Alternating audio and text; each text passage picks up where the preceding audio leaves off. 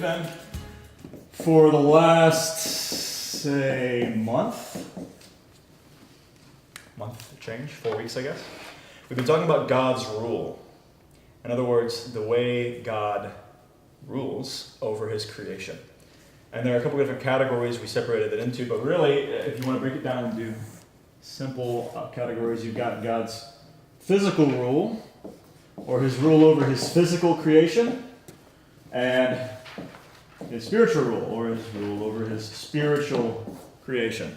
You could also put moral on this side, if you wanted to.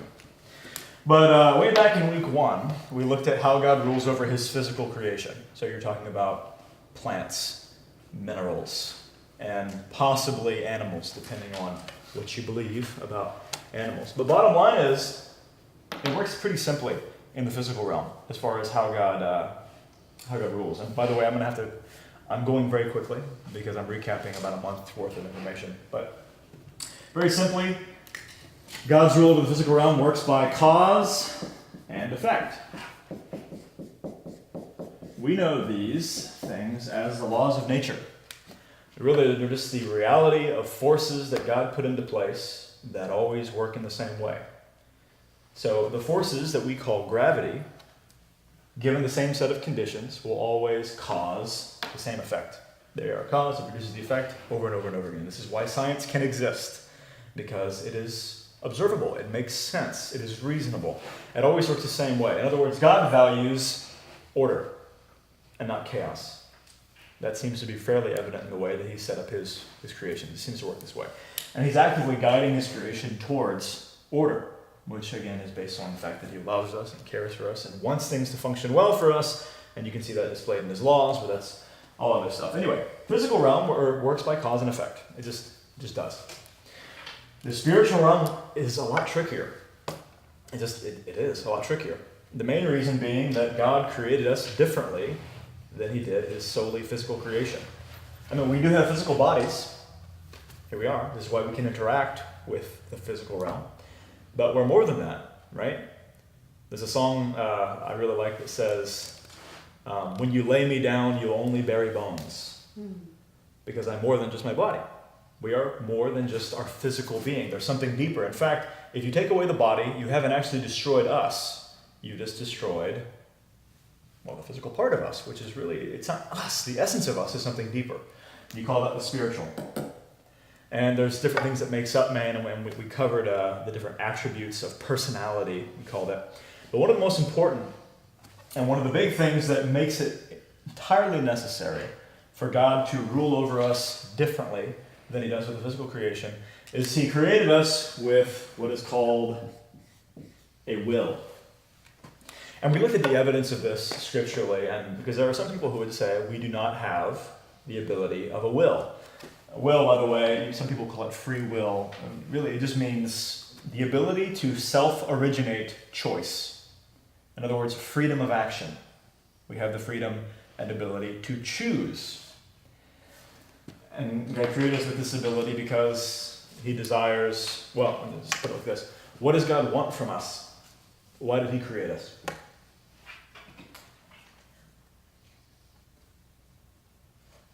In your opinion? Fellowship with him. To have fellowship? Yeah. I mean, obviously, we're different from a rock. We're different from a tree. God has different designs and desires for us. He wants relationship with us. And you can see that all throughout the Bible. The Bible describes Abraham as being a friend of God. You could never say that about a rock or a tree or an animal. A friend of God. That's pretty unbelievable. And the whole thing is relationship at its core is based on the concept of love.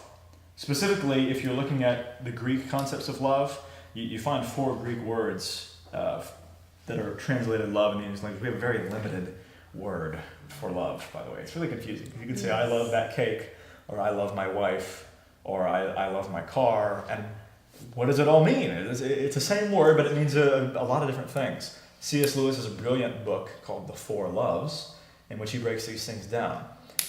But in Greek, you have agape, you have phileo, you have storge, and you have philo. Thank you. In other words, I'll break it down. Storge means familial love. In other words, the love of family members for one another, which is different from the love of a husband to a wife, or the love of a friend to a friend. There's a familial, family love. This is different. Then you have philo, which is brotherly love. I love my friend. I love you like a brother. More than, not just in terms of family, but friendship, a love. It's, again, different from what you'd say the love between lovers.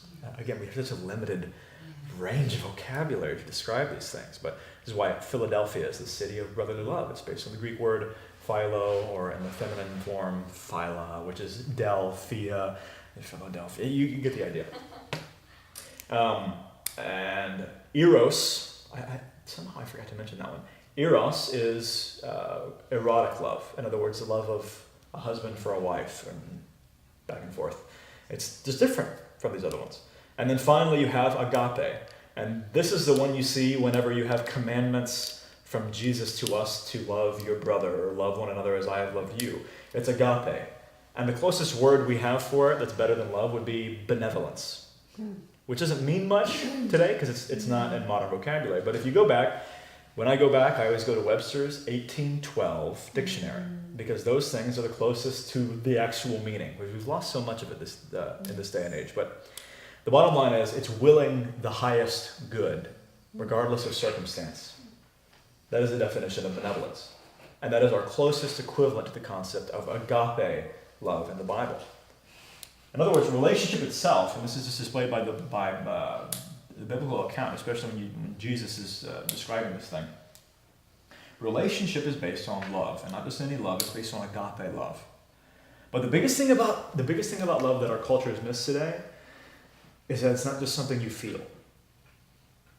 We've made it about something you feel. I feel love for you right now. And this is why we have rampant divorce. Because if you can feel love one second, well, you can very easily cease feeling love the next second. And so, well, I no longer feel love for you. I guess it's just not meant to be. I don't love you anymore. I've fallen in love and I've fallen out of love, right? But benevolence, specifically agape love, is a choice. It is something that you choose to do or you don't choose to do. I am either choosing to seek and pursue and will what is best for you, or I'm not.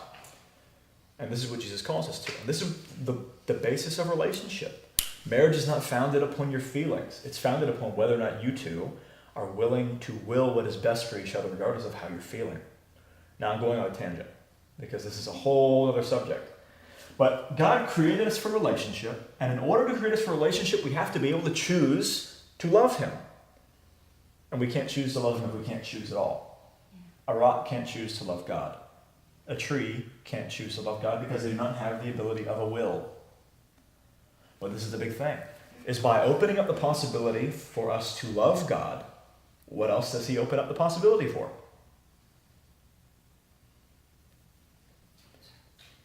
A will is not a one-way street. Thank God. Yeah. If God says, well, you can love me, I give you a will, and you can choose to go this way. Well, we have to be able to choose to go this way too. Or it's not a will. Yeah. Make sense? Right. If you can choose this, but you can't choose that, well, what do we have? I don't know what we have, but it ain't that. No. That's for sure. Love doesn't mean anything unless it's freely chosen. Yeah. Relationship can't exist unless it is freely chosen over the possibility of not having a relationship. Does that make sense? Yes. This is why relationship is valuable, because it is chosen to be more valuable. I consider my relationship with my wife to be more valuable than not relationship with my wife. And so she is valued. Yes. That's the whole definition of relationship. And so this is where it gets really messy when you're talking about how God rules over man. Because He says, yes, now I'm creating you so you can choose me. But we can also not choose Him. And so I've created you so you can choose to do good, and choose to be wise, and choose to be intelligent in your choices. And therefore we can also do the opposite of all those things. We can choose to be stupid. We can choose to be unintelligent in our choices. We can choose to be selfish. And so often we do. And this is why we see all around us the effects of those choices. We live in a messed up world. Because people could care less about agape. They could care less about what's best for people around them. Say, well, selfishness says, I'm pursuing what I consider to be my highest good, regardless of how it affects other people. whereas agape considers everyone involved equally. That's the big difference. Once again, I'm slightly tangenting here, but I hope you get the idea. This is the reason why we have to seek to understand how God rules and deals with us. Because we're different from a physical creation. And it is important that we think about these things because the answers to these questions, depending on how you answer these questions, you're going to have very, very different outlooks on life. Specifically concerning God's action. Specifically concerning hardship, suffering, disaster, tragedy. How much is God involved? Did he do this? Did he sit by and just watch it happen? Did he force this upon me? Was he uninvolved at all? How much is God involved in what happens? He's given us a choice, but does that mean here you are, here's your choice, do what you want with the world. And it seems to be he's more involved in that, but to what level? You know? Does he come in and control our choices? Well, because that's not a will. Does he let us do whatever we want? Because there's a word for that. Deism. Uninvolved God. Created the world, set things into motion, and just let it go. If we believe the Bible, we can't say that's true. So how much? And this is why it's important for us to think about these things, because people have questions. There are people I watched come to Christianity when the intellectual walls came down. In other words, they had questions that said, I refuse to even consider this God of yours until you explain to me how he's not a monster because of this, and this. And I watched as their minds were renewed, as Paul says in Romans chapter 12, verse 2. As their lives began to be transformed by the renewal of their minds. I watched as those walls came down. I watched as their hearts were softened. I watched them come to God saying, I never thought of it this way. And why wouldn't I come to a God who's that good? That's our job as Christians. Because God is really, really good. Nobody should think that God is evil. Because he's not. That comes from lies, misunderstandings, misconceptions. We need to be able to break them down. This is where, once again, I'm tangenting quite a little bit here. But this is where the concept of apologetics comes from. Peter says, always be prepared to provide a defense for the hope that is within you.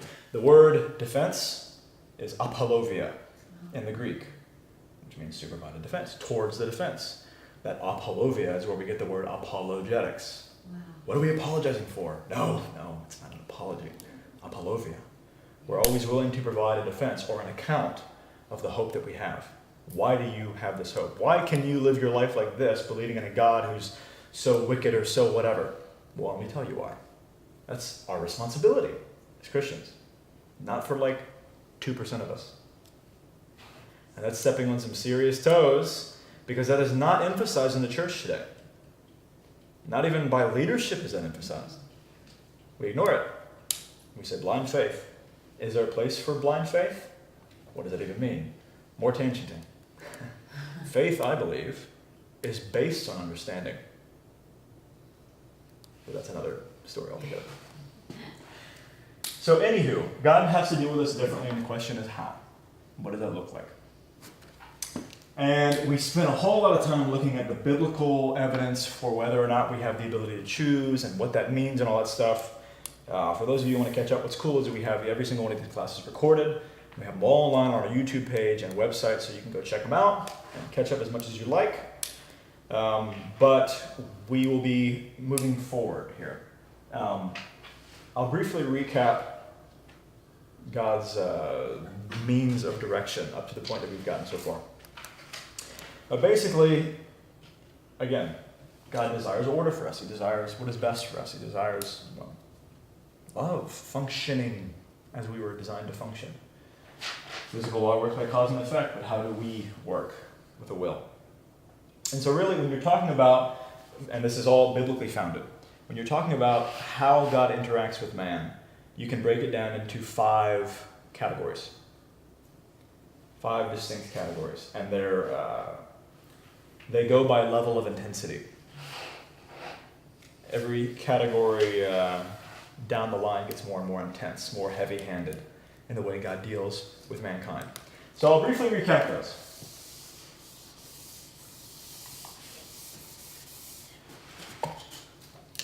A couple weeks ago, we looked at number 1, which is God's direction of mankind using, and I forget exactly how I put this. We'll just say expressed truth and loving kindness.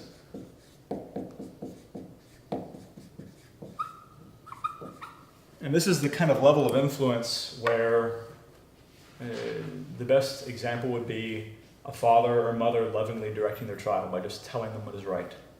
When they see their child mess up, saying, "Oh, that's not right. Here's how you should do it instead." Now the hope is the child will want to obey and bless his or her parent. That doesn't always happen. But the hope is they say, "Oh, okay, I'm doing it wrong. I want to obey you because I know you love me and know what's best for me, so I will obey you."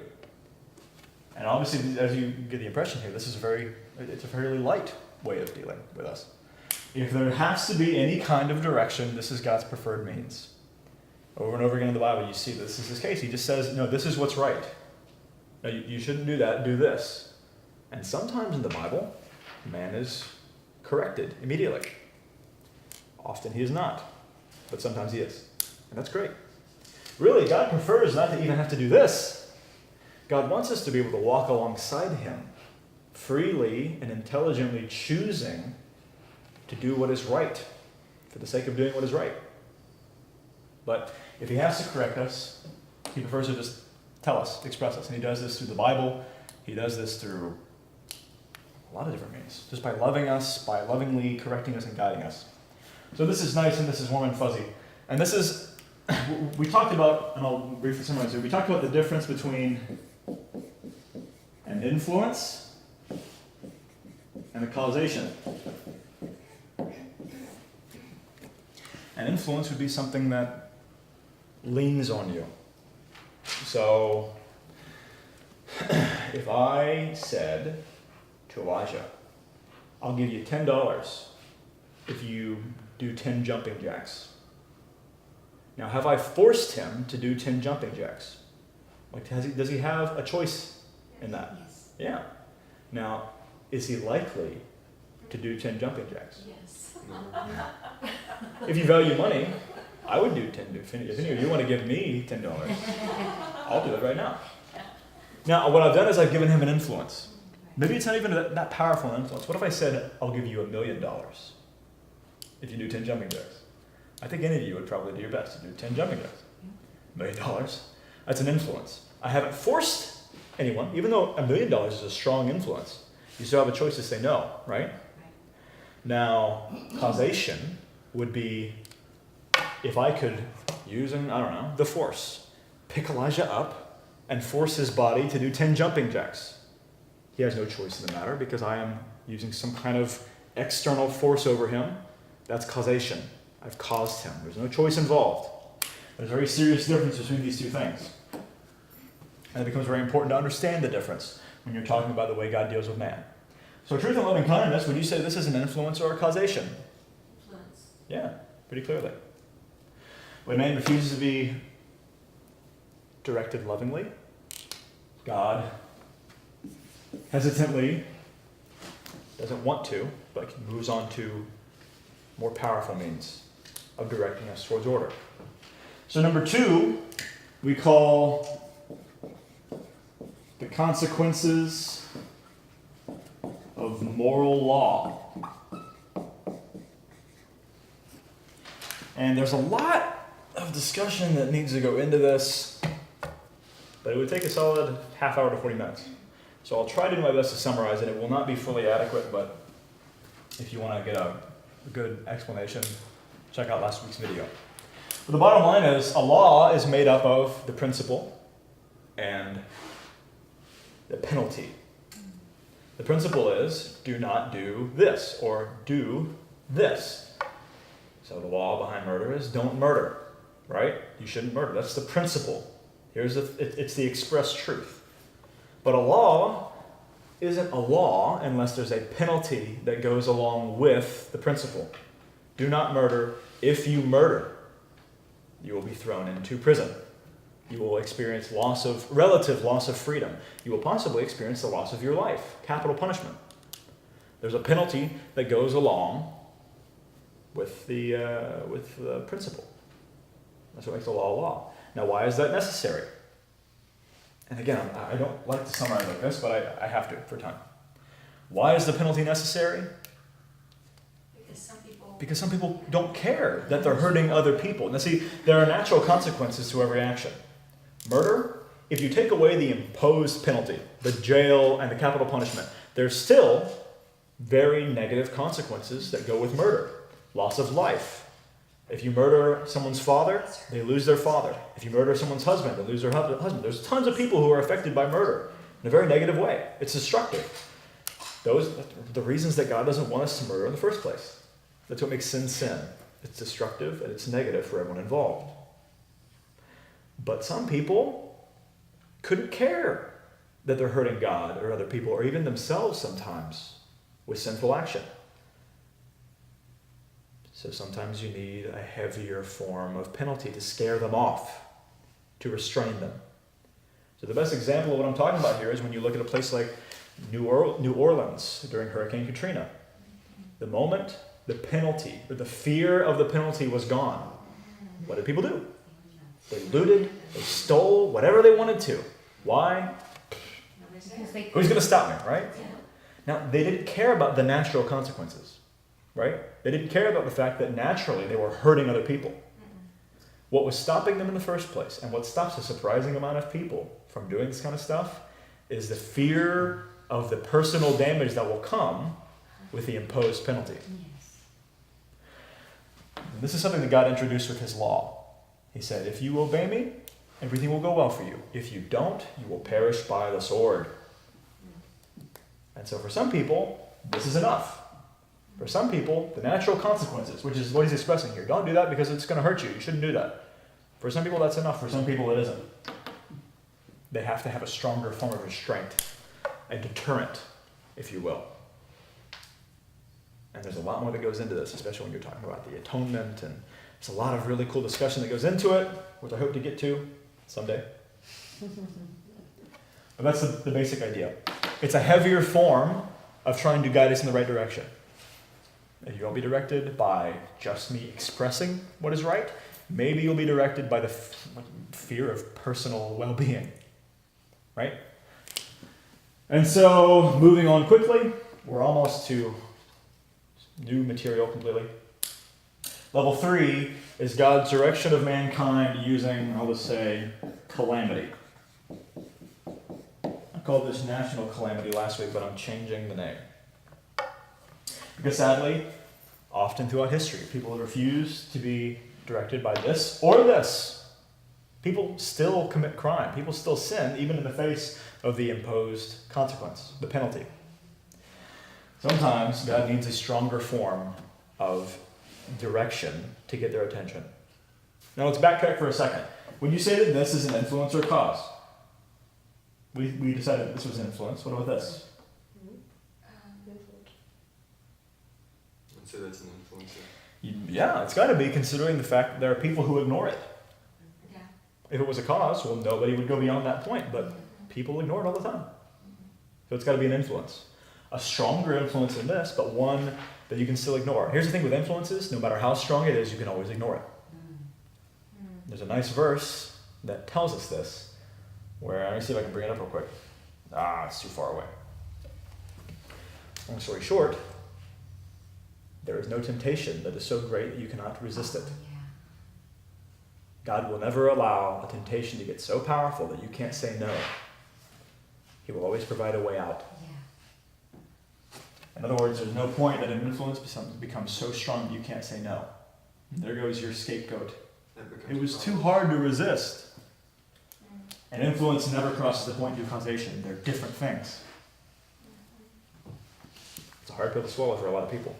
It's too hard for me. This goes for addiction and everything else. It's hard. Influences can get extremely powerful to the point that the line is almost blurred, at least in your perception, but it doesn't happen. No temptation is so strong you can't say no. That's Paul to us from God. Thank you, 1 Corinthians. So that's influence. Calamity is a point where if they refuse to be dealt with by these things, God will bring something to get their attention. And this happens not a lot in the Old Testament, but there are a lot of people groups who just turn away from God completely. You see it with the Israelites quite a bit. You guys are familiar with the Babylonian exile. Babylonian exile was brought upon the Israelites because they constantly turned away to other gods. I say Israelites. By then they were known as the Israelites / Judeans, because the northern kingdom had been dragged away by the Assyrians. Southern kingdom in Judah, they continuously turn away to other gods, apostasy, idolatry. God brings the Chaldeans or Babylonians in after constantly appealing to them with this and this. Finally says, fine, I'm gonna break this out of you. And they spend a very long time. This is calamity is brought upon the kingdom of Judah. They spend many, many years as captives of Babylon. In the end, when their kingdom was allowed to be established again, by then the Persians had taken over. But in the end, after all that, as a nation as a whole, did they ever struggle en masse with idolatry again? No. Which is crazy. Because from the very beginning of the Israelites as a people, in terms of like nation status, we're talking about after the Exodus. Then they started becoming known as a nation. They came into Canaan, and then it was the kingdom of Israel. They constantly struggled with idolatry. Constantly. But after the Babylonian captivity, after God went to this level, never again did the Jews turn en masse to other gods. Never again in the history of the Jewish people. Which means that worked. Interesting, huh? Yes. A lot of times we like to make God's judgment about his anger. Like, you have made me mad, and I'm going to punish you. God never punishes for no reason. Punishment should never be about the punishment itself. There's a broad idea. Punishment is always about accomplishing a greater purpose. That's why the penalty exists. And that's why God, if he has to, will bring calamity on an individual, or family, or people group, or nation to get their attention, to kind of try to stop them from going down the course they're going. And often you see it works. It worked for the Jews. Anyway, obviously this is a much greater level of direction, isn't it? Yes. This is scary. The Jews had their kingdom destroyed and were carried away and spent years in captivity. That's calamity. It got their attention. But it worked. Would you say this is an influence or a cause? Influence. Yeah, it's the influence. Could the Jews have continued to worship other gods despite the fact that their kingdom was destroyed? Yes. Yeah. You know why I know that? More strongly influenced too by the culture they were taking over. Yeah. You know why I know that the Jews, southern kingdom, could have continued? Because the northern kingdom did. The northern kingdom was dragged away by the Assyrians, right? You never hear from them again, sort of. They mixed in with other cultures and became what we know as the Samaritans. They became something not Jewish anymore. They mixed in they started worshiping other gods. A kind of syncretism is the word. Yeah. You just combine some religions, combine some different things. An abomination in God's eyes. The northern kingdom could have responded to this like the southern kingdom did, and we would have Israel again. But we don't. Instead, we had the Samaritans. Wow. So I would say it's an influence. Because apparently, the northern kingdom said no.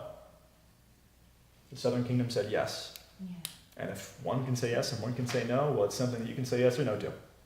Influence. And so now we get to big number 4. I'll write this up here. This is 100% new stuff. I've tried to go very quickly, and I've done injustice to a lot of these points. If you want to catch up, check out the video last week. Number 4 is what we will call God's direction of mankind using governmental providence.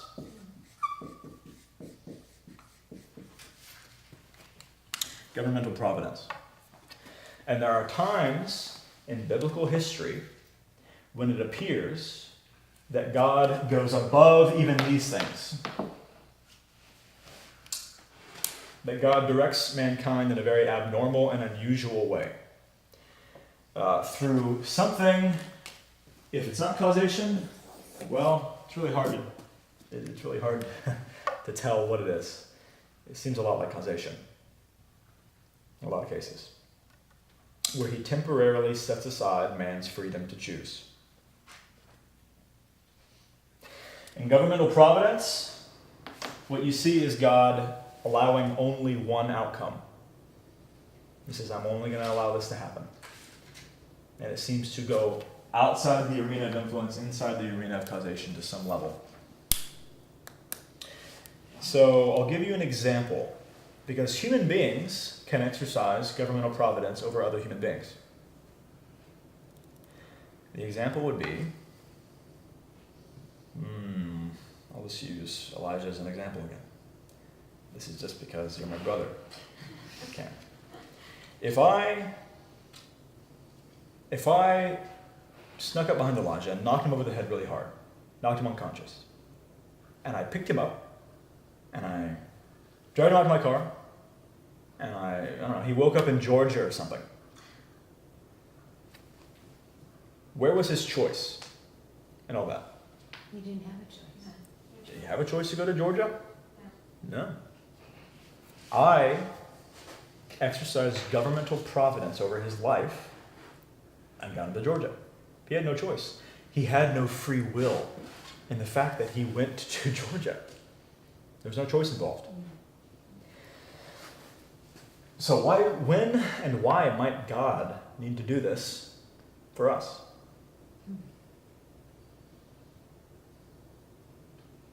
Maybe when you hit a wall and when God says, I'm going to make sure this thing happens. I have a plan and a purpose.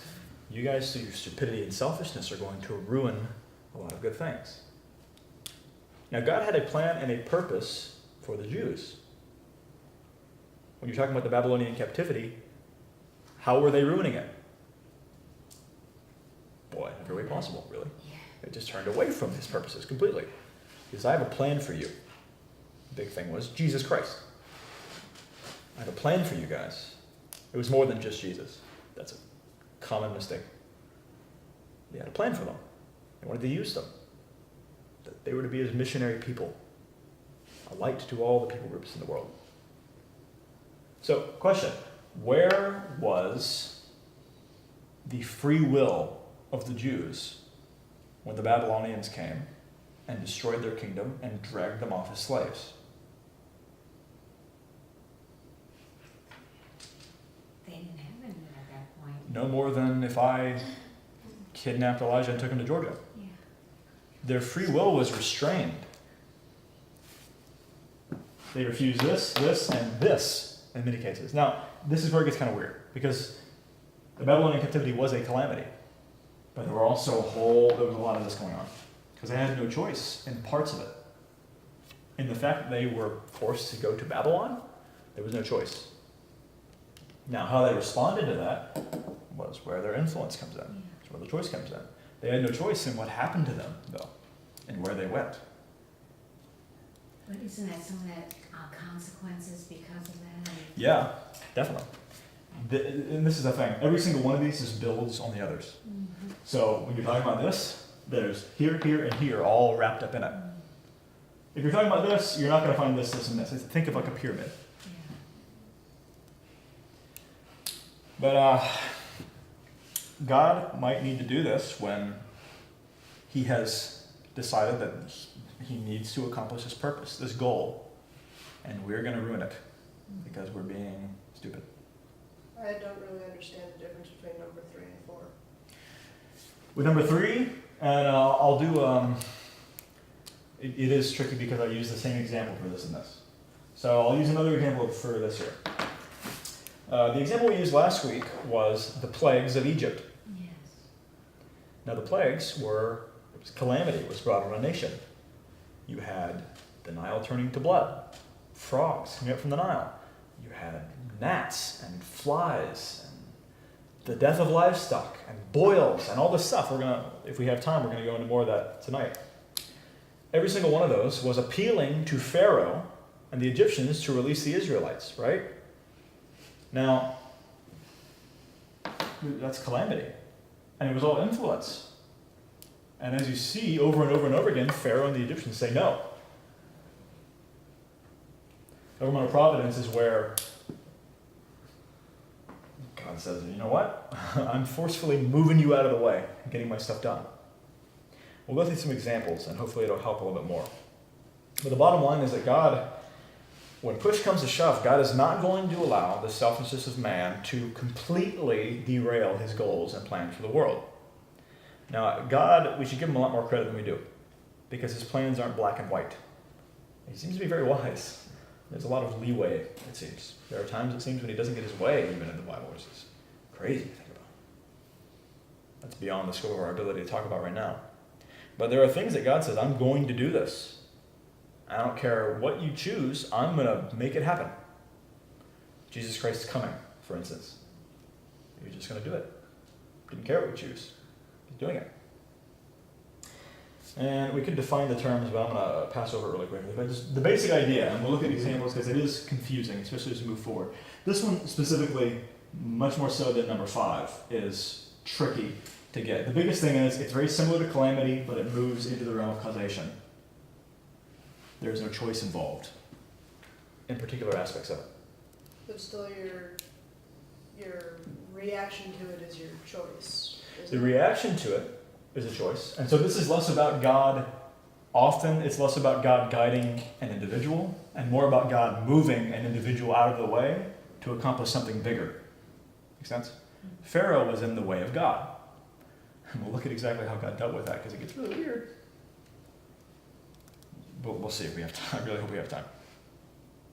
But the bottom line is it's God working in a situation with an individual, family, people group, nation, to remove all possibilities except for one.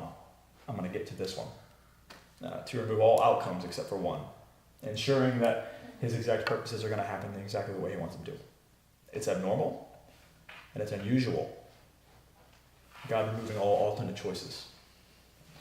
But the result is that this seems to temporarily at least overrule a person's will or freedom of choice. Just like I would overrule Elijah's freedom of choice to go to Georgia or not. Just like God overruled the Jews' freedom of choice to go to Babylon or not. How they responded was up to them. And he was trying to accomplish a purpose in them, but he governmentally moved them. They had no choice in it. And it's very important to note that God only does this in extreme circumstances. This is why you only have a handful of occasions of this happening in the Bible and not constantly. If this was God's preferred means, you'd see it a lot, but you don't. Just like basically the further down the line you go, starting from 1, you have a lot of instances. 2, 3, 4, it gets less and less and less. And in 5, you only have 4 instances in the entirety of the Bible where it happens, as we'll get to. But before I move into examples of this, let's talk about some short ramifications. If God uses governmental providence to overrule the will of someone, what else disappears along with the will? The choice. If you don't have a choice, though, you can't have accountability. Make sense? So if God were to come into me right now and control me to do something, would I be responsible for that action? Would you start to cross over here between punishment and cause? I mean, if you have no choice, but you're on the receiving end of something, doesn't that start to fall into a punishment phase? Depending on what you mean by punishment. Well, being taken, you're saying the government is determined of an outcome. You were speaking specifically about the Babylonian thing. I would say that they were being punished, weren't they? Yeah, in terms of... As a consequence? Yeah, so the calamity part of this is certainly a punishment. It's a punishment God was using to try to accomplish a bigger thing. But within that calamity, there are aspects of governmental providence. In other words, they had no choice in literally being picked up and moved. Now, I should probably just say, let's forget about that example because they're too close. I don't want you guys to get confused. I'm going to go ahead and move. Confused. Yeah. A little bit. Let's move. I'll give you an example. And this is the thing, is this is possibly the grayest area, much more so than 5. Because there are opinions as to whether this is really causation or if it's just very powerful influence that appears to be causation. And here's a good example. In Ezra chapter 1, okay, just if you guys remember, how did the Jews get to return to Judah and rebuild their kingdom? Nehemiah? He was involved, yes. But who was the king? Nebuchadnezzar. It wasn't Nebuchadnezzar. No. He was of the Babylonians. Oh. After him came the Persians, and the king was Cyrus. Oh, okay, that's right. Cyrus. Now, do you remember why he let them go? Was Cyrus a God-fearing man? Oh. Not the Israelite God, not Jehovah. Something about this, yeah. No, But yeah. Here's what happened at the beginning of Ezra. It says this. The Lord stirred up the spirit of Cyrus, king of Persia, Yes. so that he made a proclamation throughout all his kingdom and also put it in writing. Thus says Cyrus, the king of Persia, the Lord, the God of heaven, has given me all the kingdoms of the earth, and he has charged me to build him a house at Jerusalem, which is in Judah. Cyrus was not a Jew. Cyrus was not a follower of Jehovah, but the Lord stirred up his spirit. Now, it gets really tricky. Are you talking about maybe God is really influencing him and led him, kind of leaned on him to get a decision? Or did God go in there and actually make Cyrus make a decision? It's hard because we don't know for sure. What does stirred up mean? Stirred up to me sounds like an influence kind of thing, stirring up something that's already there, but maybe not. I don't know. Based on all Cyrus's actions, he was not a follower of Jehovah. He wasn't. So why would he do that? Yeah. You're talking about he's talking about people who are subject to him, a valuable resource. Why would he let them go? Right. What about, well, let me see. Here's an example. God wanted to accomplish a purpose, or rather, he wasn't willing to let people ruin his purposes with the Tower of Babel. Remember this? And what did he do to them? He confused their languages. Spread them all. That was him kind of saying, I'm not going to let this happen. Bam. It didn't happen anymore. He messed it up. He came in there and messed things up. Here's one that is a really powerful example. This happens in Jeremiah 32 to Nebuchadnezzar, who was resisting the purposes of God. It was Nebuchadnezzar. In Jeremiah 32, verses 7 to 30, it says, Behold, I am the Lord, the God of all flesh. Is anything too hard for me? Therefore, thus says the Lord, Behold, I am giving this city into the hands of the Chaldeans. You know what? Sorry, this is the wrong verse. This is a verse describing when God was bringing Babylon to basically destroy Judah. We've talked about that. He says, you guys have denied me, and so I'm going to do this to you. This is God to Nebuchadnezzar. This is actually all the way over in Daniel chapter 4. Just think verses 17 and verses 32. God says this. And this is God through Daniel to Nebuchadnezzar. The sentence is by the decree of the watchers, the decision by the word of the holy ones, to the end that the living may know that the Most High rules the kingdom of men and gives it to whom he will and sets it over the lowliest of men. And a few verses later in verse 32, it says, to Nebuchadnezzar, you will be driven from among men, and your dwelling shall be with the beasts of the field. And you shall be made to eat grass like an ox, and 7 periods of time shall pass over you until you know that the Most High rules the kingdom of men and gives it to whom he will. You remember what happened to Nebuchadnezzar? He went nuts. Like our king just went insane. And he was out in the fields with animals eating grass like a nutter. And eventually, he kind of snapped out of it and knew what God had done to him. Because God said he would do it. Now,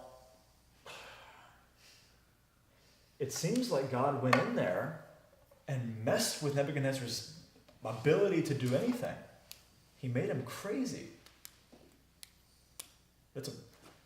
I mean, maybe that could have been influence, but it seems like he caused Nebuchadnezzar to go nuts. What would you say? Because I don't know. Verses like that are difficult. Because, again, it seems like a very powerful instance of governmental providence. God wanted to accomplish something, and you have a man standing in his way. And he says, I'm not going to let you mess this up. Is that different from hardening Pharaoh's heart? That is one of the best / worst examples of this. Maybe. It's either the best or it's misunderstood. And I can't tell you one way or the other. Now, I want to go into it. I don't think we have time for it tonight, unfortunately. But it is something that I've got it right here. I'm ready to go into it. Because, again, that is the big example. Hardening Pharaoh's heart. I mean, that seems like God's got a purpose, and he went in there and he took his will and bent it. Right? And that would be, those are really good examples of what's being talked about here. You have some other things where, in Luke chapter 4, when Jesus returns to his hometown, he starts preaching, and the people get really angry, and they try to kill him. It says they brought him to a cliff and tried to throw him off. And then it says he passed through their midst untouched. Yeah. Like he went invisible or something? Or they went blind and couldn't find him? Or what happened? You have a similar verse in John chapter 7 where people were seeking to arrest him, but no one laid a hand on him because it was not yet his hour.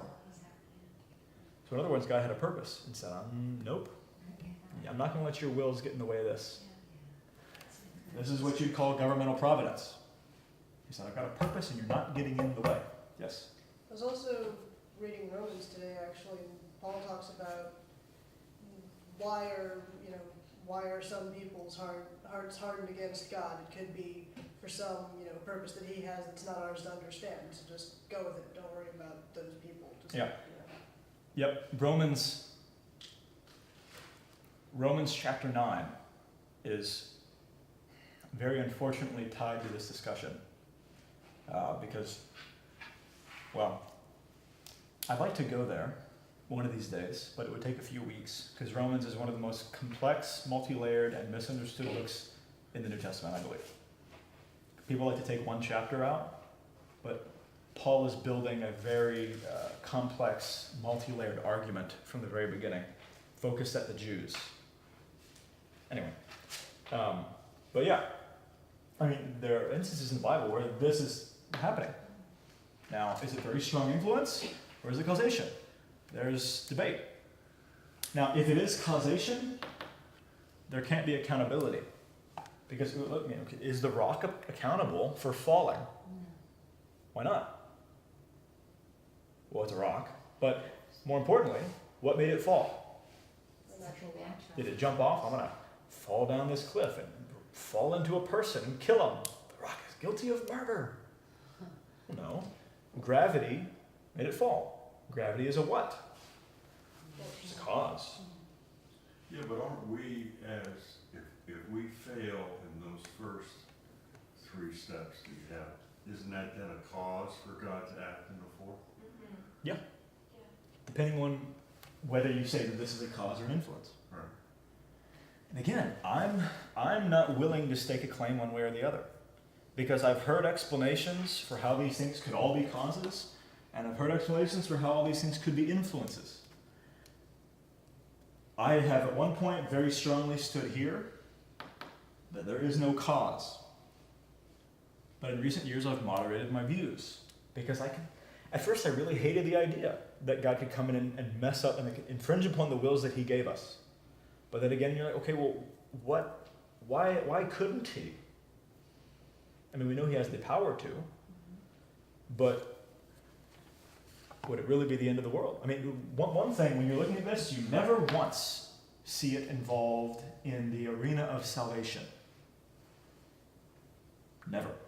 In the Bible, anyway. It's not there. You see it involved when God is trying to accomplish a bigger purpose and people are standing in his way. But you don't see it when God is forcing people to make moral choices. Does that make sense?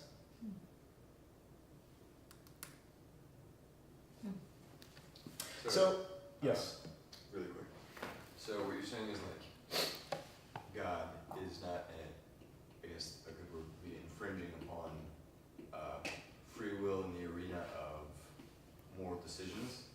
So like, while they were being taken as slaves by the Babylonians, they could either choose to follow God, or like some of them could have, and others could have chosen not to, while they were all being led away. But all of them were being led away regardless. You know, it's like you used the example a couple weeks back of, you know, someone, you know, is ready, you know, has the implement in their hand to kill you and says you must deny the existence of God or I'm going to kill you. You can say, I won't do that, and accept the fact that they're going to kill you. It's a very strong influence. It's not cause. Yeah. And that's the thing. A rock isn't accountable for falling because gravity made it fall, right? It didn't choose to obey or disobey gravity. It just does. It's a cause that produces an effect. Now, if a cause causes a human being to do something, if there's no choice involved, how can you have accountability? However, I like what Jim said, if you have, allowed yourself to not react to truth and loving kindness from God, and, you haven't responded to his moral law, and, these other things, kind of like a cause and effect, an effect would be Herod hardening his heart, Mm-hmm.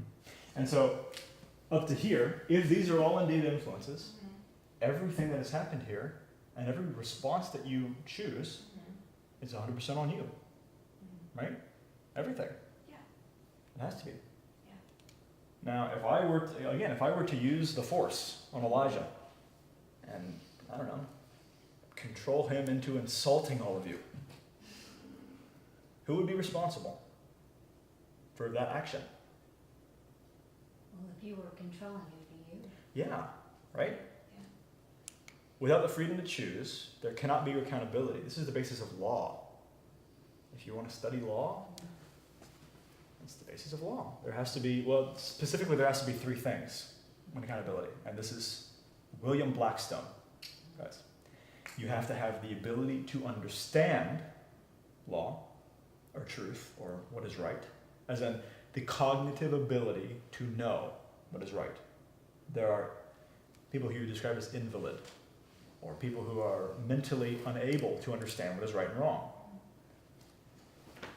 You have to have the ability to understand to be accountable. Second, you have to have the access to the truth. That makes sense? Access to what is right and wrong. Let's say, well, this would be an interesting conversation. If I was raised in a culture in which everyone thinks it's totally okay to curse, and it's like 21 years of my life, everybody curses, and it's just whatever. And suddenly I get around people who, for them, they've always been taught it's not okay to curse. Now, let's say I start hanging out around some of those people. Is it wrong for me to curse? I mean, I'm just cursing, and nobody's ever told me different. This is what you do. Now, people come to me and they say, here's what cursing is, here's why it's wrong. Suddenly I have a burden of understanding. Yeah. Suddenly I know what is right. The moment that knowledge enters into my brain, Then you're then I'm accountable for it, Yeah. right? Yeah, definitely. Now this gets really tricky because you talk about conscience, Yes. but we know the conscience can be suppressed.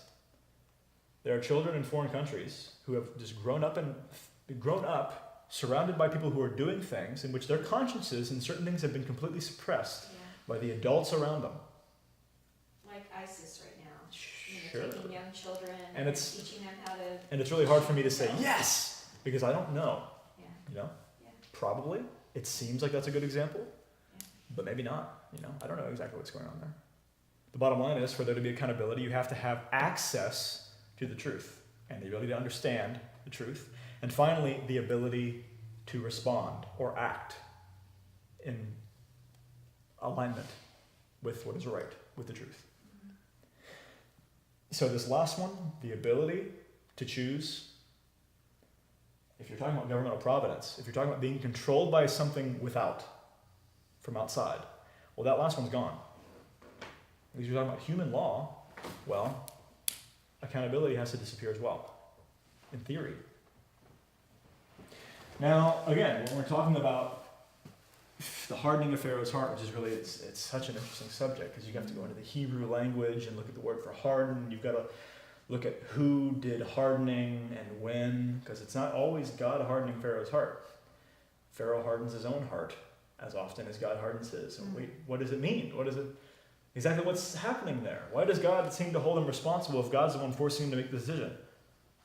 Anyway, it gets really messy, and I hope to go into that next week, but we're right at 7 o'clock already. Oh my goodness. I know. Left Wow. hanging. I know. This happens every week. And this would be one of those weeks where I'd be tempted to say, does anybody want to continue going? Oh, we have But we a have birthday party. my right here, his birthday party is at 7:30. What's But- number 5? Can you tell us number 5? Yeah, I'll give you a 3 bait. minutes. Yeah, Don't yeah, kill give us a them, hint, just like- tell me. Sure, yeah. I can tell you because you can watch it online later, if you want. She'll be in Africa. Send you a flash drive. The big question is, I mean, there's obviously cases in which God governmentally moves people. I'm going to move you to do this thing. I moved the Judeans to a different place. He moved, one way or another, Cyrus to allow the Jews to be released, whether that's an influence or causation. The question is, does he come into our minds or beings and bend our wills to him? That's the big question. And maybe. The answer is maybe.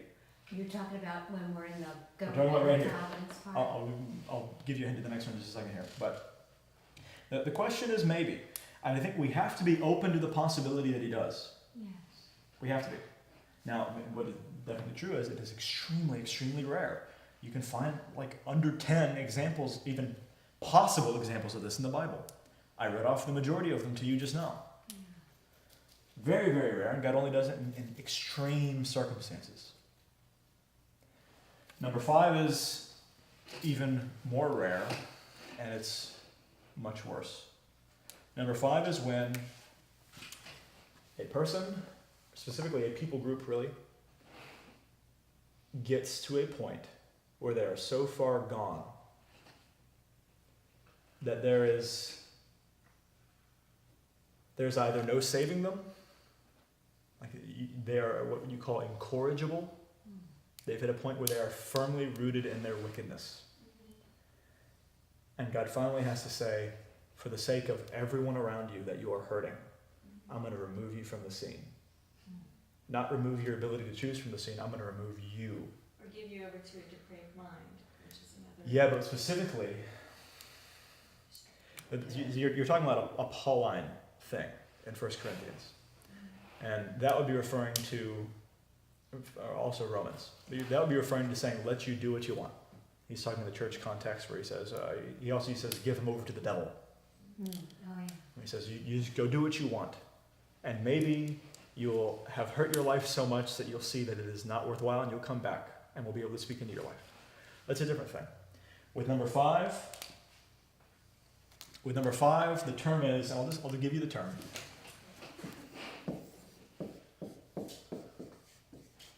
Final judgment.